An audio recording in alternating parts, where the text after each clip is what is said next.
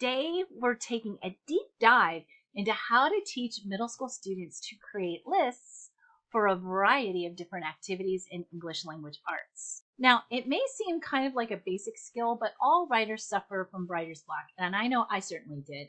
But once I started implementing tricks like this one, I realized that I never had to get stuck again.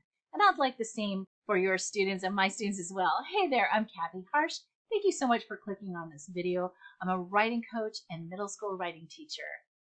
I help you, middle school ELA teachers, with teaching proven writing tips, tricks, and strategies so that your students can improve their writing skills, while also saving you some time and frustration. I believe we should call our students writers and give them the voice, choice, and time to develop their literacy skills. Before we get started though, I wanted to tell you about the free 5 Tricks Teacher Guide PDF that contains the lesson plans, digital and printable student worksheets for all the 5 tricks that I'm going over the next few Mondays by going to the link in the description box below, teach2write.com/5tricks.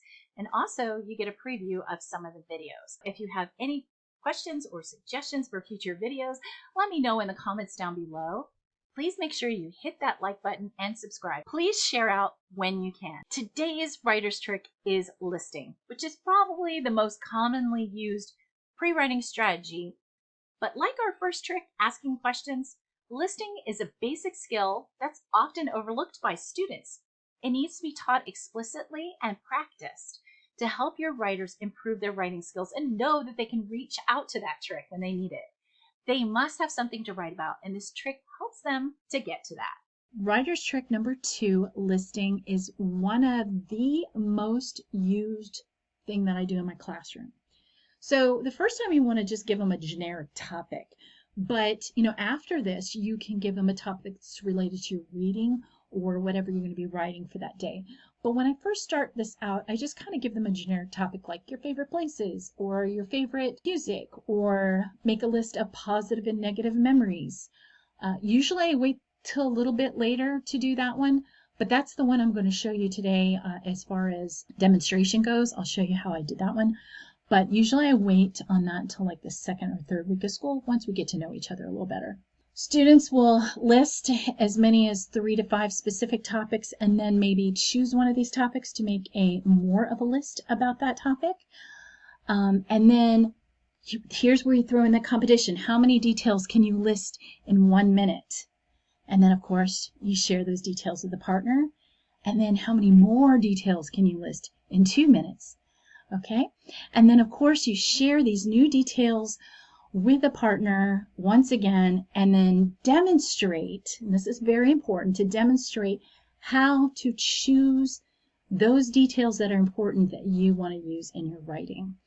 And that is not something I'm going to be showing you how I do here, but I'll do that in another video. Based on your organized list, write a paragraph.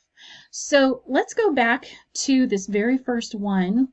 In students list, you give them a generic topic and then they list different topics, or you can even have them list a bunch of topics. How many topics can you list in a minute? What I want to show you is my little video of how I listed positive and negative memories. So as you can see, I'm making my list, listing memories of a positive side and a negative side. I just kind of divide the paper in half. You can even have students fold the paper in half. And basically, I just start off with things like sleepovers, when we got my dog Heidi and we adopted her. Also, when we had to give her up, that'll be next. It's coming up that I'm writing down. When we had to give her to another family when we moved. Then there's something that I wanted to talk about here is that these memories that I'm writing down are all before I was 14, because I teach middle school and I want to be able to identify with my middle schoolers. So I often, when I do this particular exercise especially, I only concentrate on listing those memories that were before I became an adult or before I even went to high school, because I want them to be able to identify with me better and we build a rapport that way. I usually start, like I said, I usually do this within the almost about the 3rd week of school. So I do it kind of at the beginning but I also do it a little bit after we've gotten to know each other a little better and they feel more comfortable sharing some of the deeper things in their lives. There are times where I'll choose a more positive memory and write about that, and then I'll also choose a negative memory. And a lot of times, because I teach in periods, I'll do a positive memory in one period and I'll do a negative one another period, and then the next day I kind of show the other class what I did in another class. So just to let you know that too.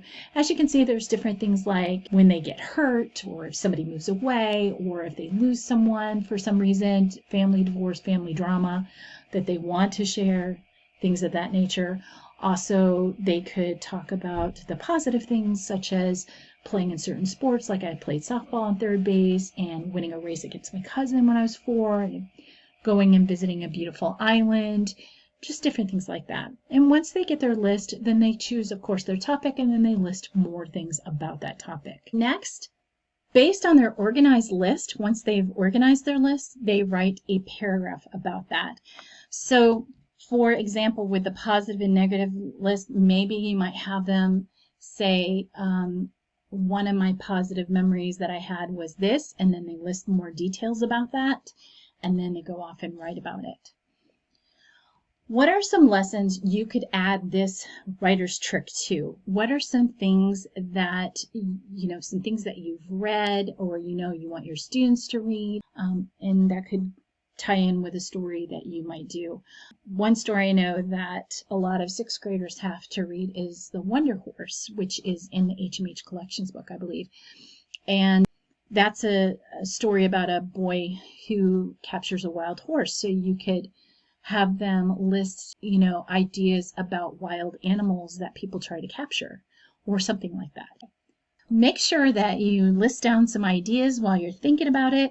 And then for more lesson ideas about listing, you can visit my blog at teachtowrite.com. And this is the blog post. I'm just kind of giving you a picture of it. It's List Making Writing Strategy.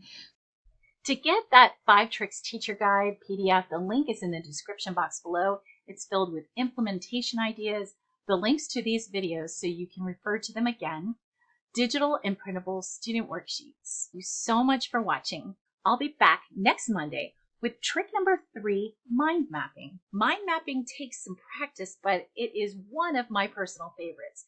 It really helps me to open my mind to possibilities. So you don't want to miss out on that. For more tips, tricks, and strategies, click on this video here to watch the video that introduces these 5 tricks.